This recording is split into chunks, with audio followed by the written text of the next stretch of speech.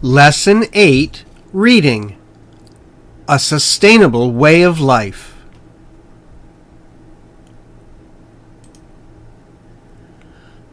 A Sustainable Way of Life. Welcome to the morning show. Today, we have Mr. Doug Fine here to talk about a sustainable way of life. Born and raised in New York, Mr. Fine bought a farm in the New Mexico desert and moved there.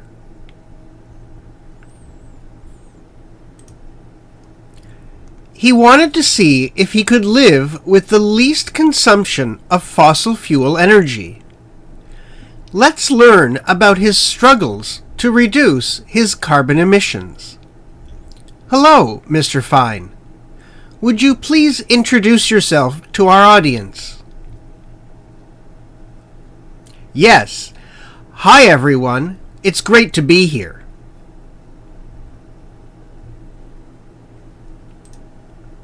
My name is Doug Fine, and I am a journalist. I'm trying to stop using fossil fuels and live as green a life as possible. You said you are trying to quit using fossil fuels. Why? What's wrong with fossil fuels?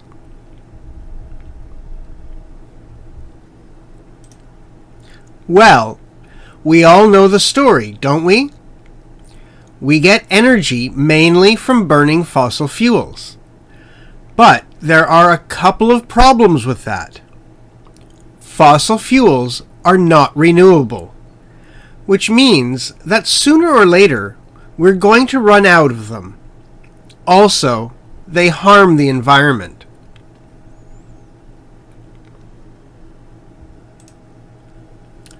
When you burn fossil fuels, carbon gas is produced, which has a harmful effect on the climate.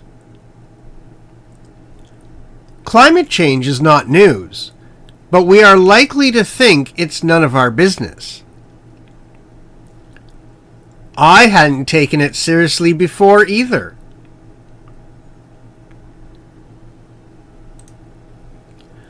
While working on a documentary in Alaska, however, I realized that climate change is serious and that I, along with everyone else, am responsible for it. I could see it with my own eyes. Enormous ice sheets were melting away.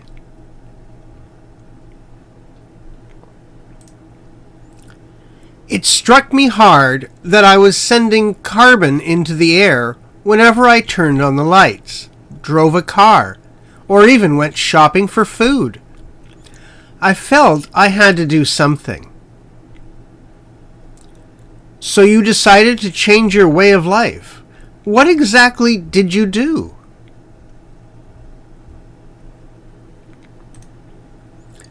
To begin with, I gave up city life. Do you know what the two things in our lives that burn the most fossil fuels are? Electricity and transportation. But who could live entirely without them? We certainly cannot. If it were not for electricity and transportation, we would have to live like primitive people.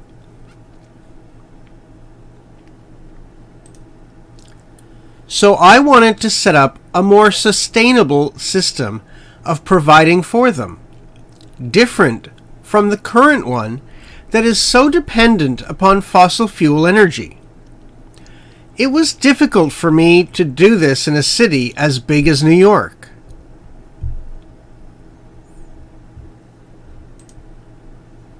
In other words, you wanted to enjoy all the benefits of the modern age, only with a lot less fossil fuels.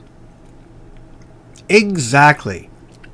As for electricity, my answer was solar energy. It's also the reason I chose New Mexico. The sun shines almost all year round there.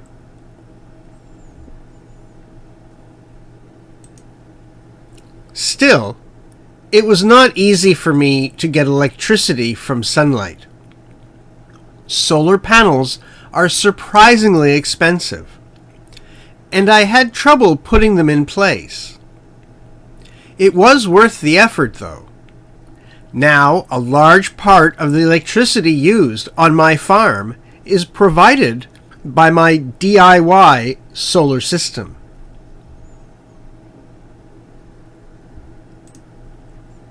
After going solar, my farm uses only 1/10 of the fossil fuel energy used by the average American household.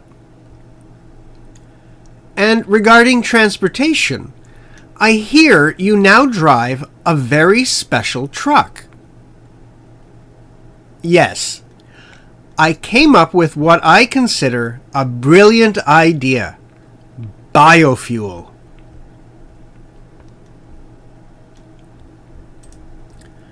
I bought a diesel truck and had it converted to run on vegetable oil.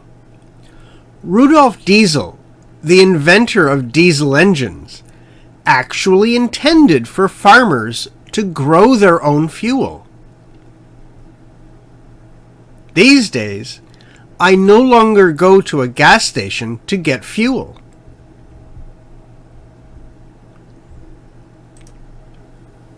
I pay regular visits to a local Chinese restaurant and collect waste cooking oil. It does not cost money and does not send carbon into air. The only problem is that the truck smells like fried chicken, and driving it makes me terribly hungry. You also started farming. What does food have to do with carbon reduction?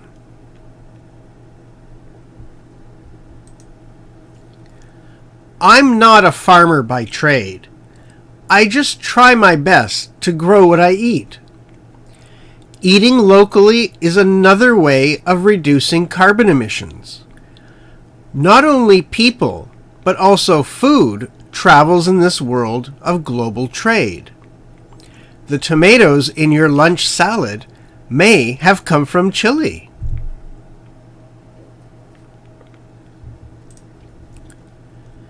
To bring them to you consumed a lot of jet fuel. I grow fruits and vegetables and raise some chickens for daily eggs, just for my dinner table. I also raise goats for milk and ice cream. Without ice cream, my happiness couldn't be complete.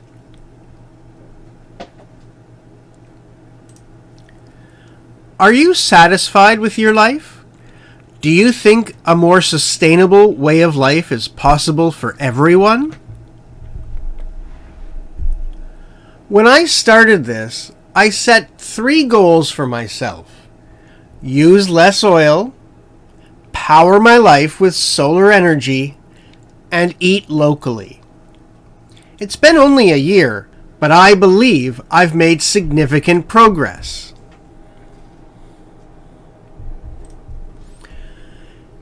If we stay aware and keep trying, I'm certain that we can build a better future. Not everyone can do what I did, but everyone can and should try to reduce their carbon consumption.